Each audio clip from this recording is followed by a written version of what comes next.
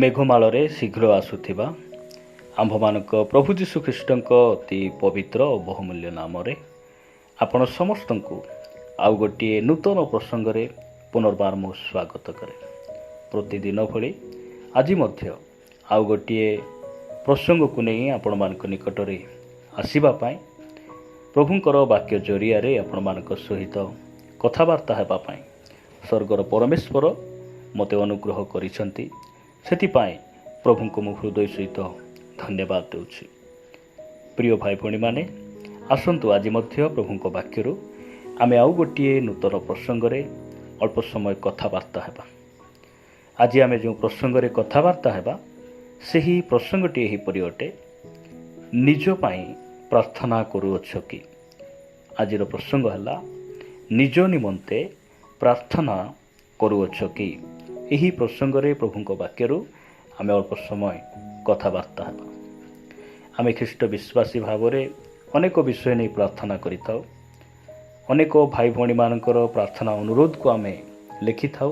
ସେମାନଙ୍କର ସୁସ୍ଥତା ନିମନ୍ତେ, ସେମାନଙ୍କ ପରିବାର ନିମନ୍ତେ, ସେମାନଙ୍କ ଆତ୍ମିକ ଜୀବନ ନିମନ୍ତେ ଆମେ ପ୍ରାର୍ଥନା କରିଥାଉ ଏବଂ ଆମ ନିଜ ଦେଶ ନିମନ୍ତେ, ଆମ ଦେଶର ରାଜନେତାମାନଙ୍କ ନିମନ୍ତେ, ଆମ ଦେଶର ସମସ୍ୟାର ସମାଧାନ ନିମନ୍ତେ ଆମେ ପ୍ରାର୍ଥନା କରିଥାଉ।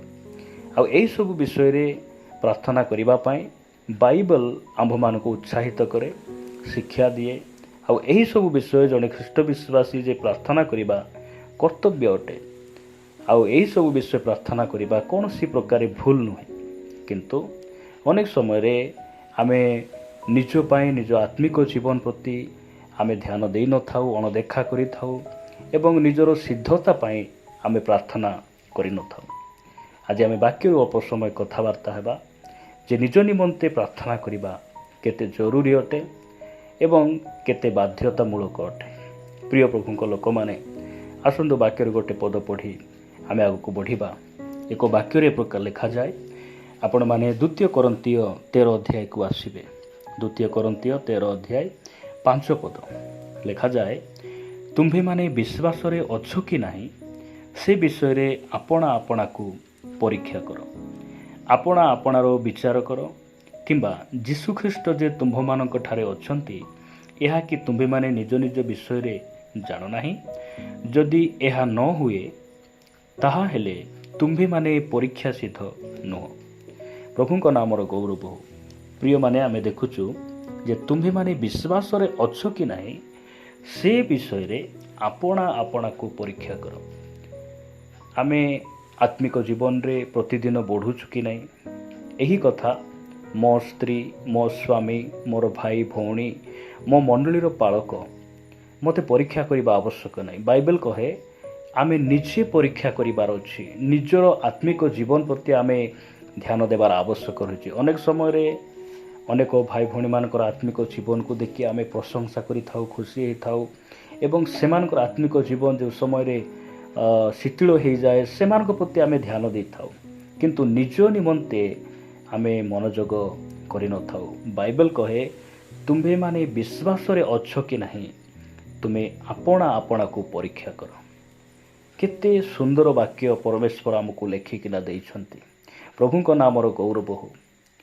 ମୁଁ ପ୍ରତି ସପ୍ତାହରେ ପ୍ରାର୍ଥନା ଯାଉଛି, ଦାନ ଦେଉଛି, ଗୀତ ଗାଉଛି, ଆରାଧନା କରୁଛି, ମୁଁ ବାକ୍ୟ ଶୁଣୁଛି, ମାତ୍ର ମୁଁ ବିଶ୍ୱାସରେ ଅଛି କି ନାହିଁ, ସେଇ ବାକ୍ୟରେ ମୁଁ ସ୍ଥିର ହୋଇଅଛି କି ନାହିଁ, ଏହିସବୁ ବିଷୟ ଆପଣଙ୍କୁ ମୋତେ ମୋର ଆତ୍ମିକ ଜୀବନ ନିମନ୍ତେ, ନିଜର ଆତ୍ମିକ ଜୀବନ ପ୍ରତି ଆମେ କେତେ ମନୋଯୋଗୀ ହେବା ଆବଶ୍ୟକ ରହିଛି। ଅନେକ ସମୟରେ ଆମେ ବିଭିନ୍ନ ବିଷୟ ଗୁଡ଼ିକୁ ନେଇ ଆମେ ପ୍ରାର୍ଥନା କରୁ, ନିଜ ନିମନ୍ତେ ଆମେ ଧ୍ୟାନ ଦେଇନଥାଉ, ନିଜର ଆତ୍ମିକ ଜୀବନ ନିମନ୍ତେ ଆମେ ପ୍ରାର୍ଥନା କରିନଥାଉ। ପ୍ରିୟ ପ୍ରଭୁଙ୍କ ଲୋକମାନେ, ଆସନ୍ତୁ ଆମେ ବାକ୍ୟରୁ କେତୋଟି ବିଷୟ ଦେଖିବା ଯେ ଆମେ ନିଜ ନିମନ୍ତେ ପ୍ରାର୍ଥନା କରିବା କେତେ ଗୁରୁତ୍ୱପୂର୍ଣ୍ଣ ଅଟେ।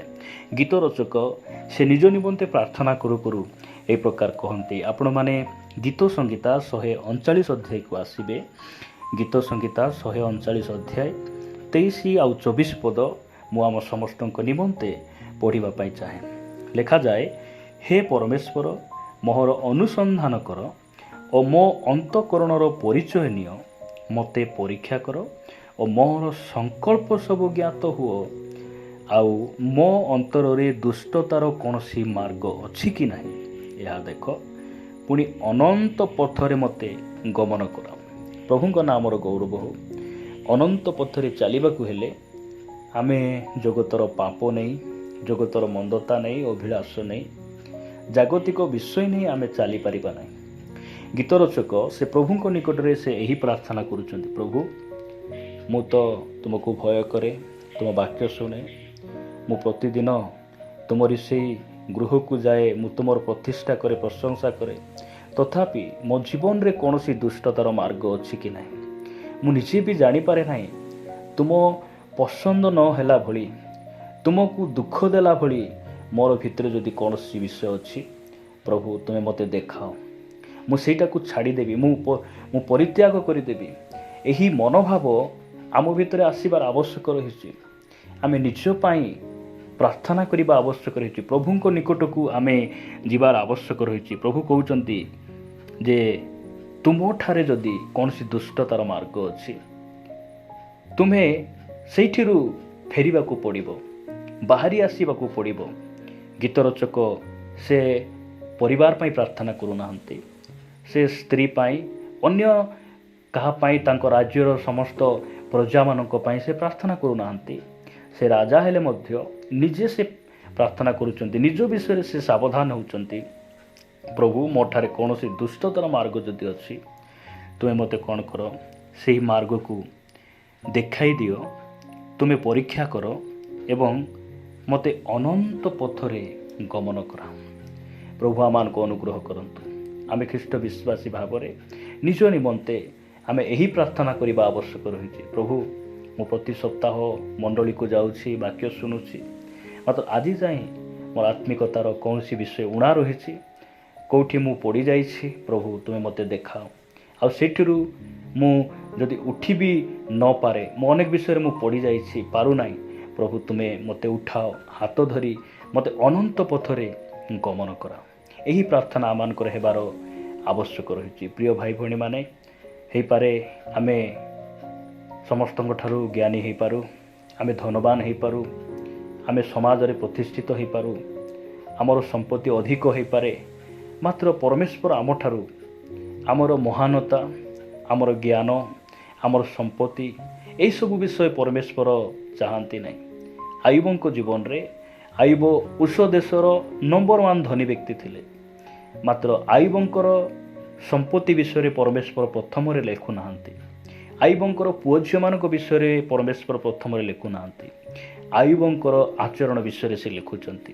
ଆୟୁବ 1 ଅଧ୍ୟାୟ 1 ପଦ ଆପଣ ପଢ଼ିବେ, ସେ ସ୍ଥାନ ଲେଖାଯାଉଛି ଯେ ଉଷ ଦେଶରେ ଆୟୁବ ନାମକ ଏକ ବ୍ୟକ୍ତି ଥିଲେ, ଯେ କି ସିଦ୍ଧ, ସରଳ, ପ୍ରଭୁଙ୍କର ଭୟକାରୀ ଆଉ କୁକ୍ରିୟାକୁ ତ୍ୟାଗ କରିବା ବ୍ୟକ୍ତି ସେ ଥିଲେ। ପରମେଶ୍ୱର ଆମର ହୃଦୟକୁ ଚାହାନ୍ତି, ଆମର ସିଦ୍ଧତା, ଆମେ ପରମେଶ୍ୱରଙ୍କୁ କେତେ ଭୟ କରୁଛୁ, ଆମେ ପବିତ୍ର ଜୀବନଯାପନ କେତେ ସମୟ ଆମେ ବିତାଉଛୁ, ପରମେଶ୍ୱର ଏହା ଚାହାନ୍ତି। ସେଥିପାଇଁ ଆମେ ନିଜ ନିମନ୍ତେ ଆମେ ପ୍ରାର୍ଥନା କରିବା ଆବଶ୍ୟକ ରହିଛି। ପ୍ରଭୁଙ୍କ ନିକଟରେ ଆମେ ଆଉଜି ପଡ଼ିବା ଆବଶ୍ୟକ ରହିଛି। ଆସନ୍ତୁ ଆମେ ଆଗକୁ ବଢ଼ିବା। ସେହି ଗୀତ ସଂଗୀତା 119 ଅଧ୍ୟାୟ, ଗୀତ ସଂଗୀତା 119 ଅଧ୍ୟାୟ ତାର 18 ପଦରେ ଏ ପ୍ରକାର ଲେଖାଯାଏ, ତୁମ୍ଭେ ମୋର ଚକ୍ଷୁ ପ୍ରସନ୍ନ କର, ତହିଁରେ ମୁଁ ତୁମ୍ଭ ବ୍ୟବସ୍ଥାରୁ ଆଶ୍ଚର୍ଯ୍ୟ ବିଷୟମାନ ଦେଖିପାରିବି। ପ୍ରଭୁଙ୍କ ନାମର ଗୌରବ ହେଉ। ଦିନେ ପ୍ରଭୁ ଯୀଶୁଖ୍ରୀଷ୍ଟ ଯେଉଁ ସମୟରେ ଧରାପୃଷ୍ଠରେ ଥିଲେ, ସେ ଏକ ରାସ୍ତା ଦେଇ ଯାଉଥିବା ସମୟରେ ଜନ୍ମାନ୍ଧ ଜଣେ ବ୍ୟକ୍ତି, ଯେ କି ଭିକ ମାଗି ଚଳୁଥିଲେ, ରାସ୍ତାରେ ରହୁଥିଲେ, ଲୋକମାନେ ତାଙ୍କୁ ଭିକାରୀ ବୋଲି କହୁଥିଲେ। ଯିହୁଦୀ ପରିବାରରେ ଜନ୍ମଗ୍ରହଣ କରିଥିବା ଜଣେ ଜନ୍ମାନ୍ଧ ବ୍ୟକ୍ତିଙ୍କୁ ସେ ଭେଟିଲେ ଆଉ ତାଙ୍କର ଆଖିକୁ ଫିଟାଇଲେ। ଆଖି ଯେଉଁ ସମୟରେ ଫିଟିଗଲା, ସେ ପ୍ରଥମରେ ଆପଣା ପରମେଶ୍ୱରଙ୍କୁ ଦେଖିଲେ। ସେ ହେଉଛନ୍ତି ପ୍ରଭୁ ଯୀଶୁଖ୍ରୀଷ୍ଟ। ଏହି ସ୍ଥାନରେ ଗୀତ ରଚକ କହନ୍ତି, ତୁମ୍ଭେ ମୋର ଚକ୍ଷୁକୁ ପ୍ରସନ୍ନ କର, ତହିଁରେ ମୁଁ ତୁମ୍ଭ ବ୍ୟବସ୍ଥାରୁ ଆଶ୍ଚର୍ଯ୍ୟ ବିଷୟମାନ ଦେଖିପାରିବି। ଏହା କେତେ ସୁନ୍ଦର ପ୍ରାର୍ଥନା। ପ୍ରିୟ ପ୍ରଭୁଙ୍କ ଲୋକମାନେ, ପ୍ରଭୁ ଆମମାନଙ୍କୁ ଅନୁଗ୍ରହ କରନ୍ତୁ। ଆମେ ପ୍ରଭୁଙ୍କ ନିକଟରେ ଏହି ପ୍ରାର୍ଥନା କରିବାର ଅଛି, ପ୍ରଭୁ ମୁଁ ତୁମଠାରେ ପ୍ରାର୍ଥନା କରୁଛି, ମୁଁ ତୁମଠାରେ ମାଗୁଛି ପ୍ରଭୁ। ମୁଁ ବାକ୍ୟ ଅନେକ ଥର ପଢ଼ିଛି, ମାତ୍ର ତୁମର ବାକ୍ୟର ପ୍ରକାଶନକୁ ମୁଁ ପାଇନାହିଁ। ମୋର ଆତ୍ମିକ ଚକ୍ଷୁକୁ ଫିଟାଅ। ମୁଁ ତୁମର ବାକ୍ୟକୁ ବୁଝିପାରୁନାହିଁ। ବାକ୍ୟ ଯେତେ ପଢ଼ିଲେ ମଧ୍ୟ ତାହା ଏକ କାହାଣୀ ଭଳି ଏକା ମୁଁ ବୁଝିପାରୁଛି, କିଛି ପ୍ରକାଶନ ପାଇପାରୁନାହିଁ। ମୁଁ ତୁମ ବାକ୍ୟରୁ ଜ୍ଞାନ ବୁଦ୍ଧି ପାଇପାରୁନାହିଁ, ପ୍ରକାଶନ ପାଇପାରୁନାହିଁ। ପ୍ରଭୁ, ମୋର ଆଖିକୁ ତୁମେ ଫିଟାଅ, ମୋର ଚକ୍ଷୁକୁ ଫିଟାଅ। ପରମେଶ୍ୱର ଆମର ଚକ୍ଷୁକୁ ପ୍ରସନ୍ନ କରିବେ।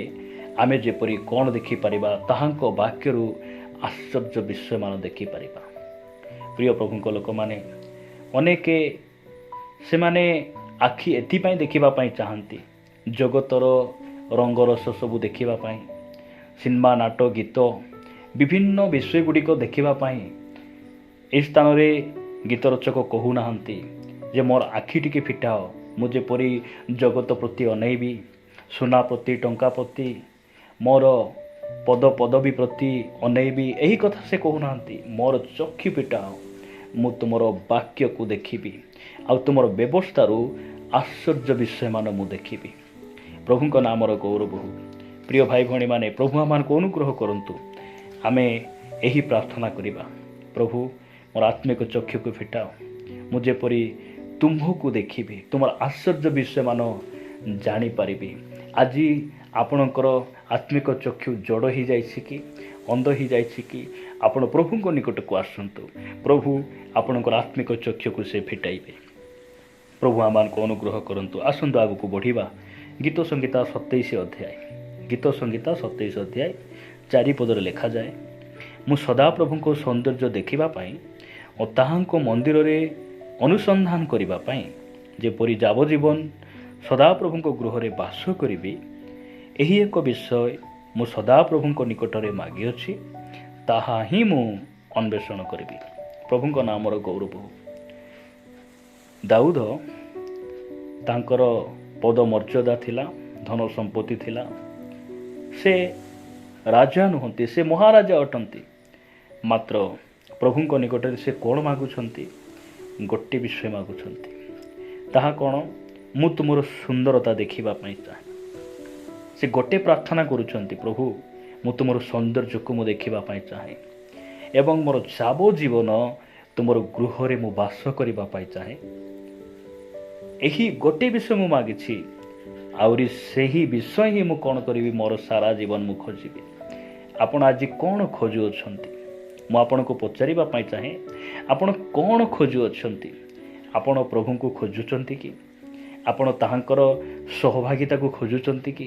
ଆପଣ ତାଙ୍କ ବାକ୍ୟ ନିମନ୍ତେ ଆପଣ ଲାଳାୟିତ ଅଟନ୍ତି କି? ପ୍ରିୟ ପ୍ରଭୁଙ୍କ ଲୋକମାନେ, ଯଦି ପରମେଶ୍ୱର ଆପଣଙ୍କୁ ମୋତେ ଆଜି ପଚାରିଥାନ୍ତେ, ତୁମେ ଯାହା ମାଗିବ ତାହା ମୁଁ ତୁମକୁ ଦେବି, ମାତ୍ର ଗୋଟିଏ ବିଷୟ ମାଗ, ତାହେଲେ ଆପଣ କ'ଣ ମାଗିଥାନ୍ତେ? ପ୍ରିୟ ପ୍ରଭୁଙ୍କ ଲୋକମାନେ, ପ୍ରଭୁ ଆମମାନଙ୍କୁ ଅନୁଗ୍ରହ କରନ୍ତୁ। ଦାଉଦ ସେ ଗୋଟିଏ ବିଷୟ ମାଗିଲେ, ପ୍ରଭୁ ମୁଁ ତୁମର ସୌନ୍ଦର୍ଯ୍ୟକୁ ଦେଖିବା ପାଇଁ ଚାହେଁ, ଆଉ ଯାବଜୀବନ ଯେପରି ତୁମ ଗୃହରେ ବାସ କରିବି, ଏହି ଗୋଟିଏ ବିଷୟ ମୁଁ ତୁମଠାରେ ମାଗିଛି, ତାହା ହିଁ ମୁଁ ଅନ୍ୱେଷଣ କରିବି। ଏହି ପ୍ରାର୍ଥନା ଆମର ହେଉ।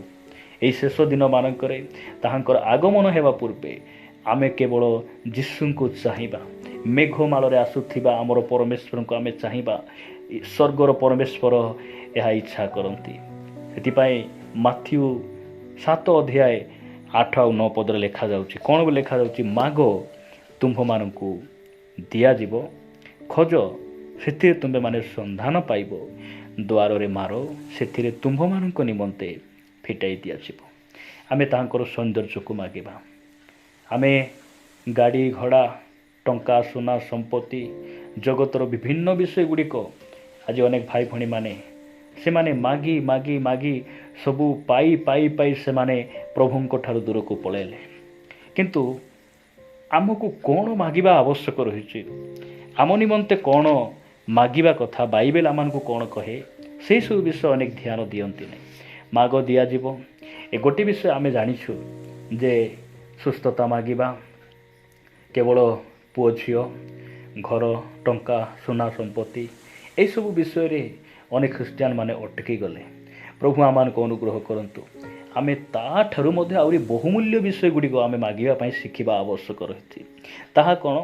ଲୋକଲିଖିତ ସୁସମାଚାର ଲୋକଲିଖିତ ସୁସମାଚାର 11 ଅଧ୍ୟାୟ 13 ପଦରେ ଲେଖାଯାଏ, ଏଣୁ ତୁମ୍ଭେମାନେ ଦୁଷ୍ଟ ହେଲେ ସୁଦ୍ଧା ଯେବେ ଆପଣା ଆପଣା ପିଲାମାନଙ୍କୁ ଉତ୍ତମ ଉତ୍ତମ ଦାନ ଦେଇ ଜାଣ, ତେବେ ଯେଉଁ ପିତା ସ୍ୱର୍ଗରୁ ଦାନ କରନ୍ତି ସେ ତାହାଙ୍କ ଛାମୁରେ ମାଗିବା ଲୋକମାନଙ୍କୁ କେତେ ଅଧିକ ରୂପେ ପବିତ୍ର ଆତ୍ମା ଦେବେ।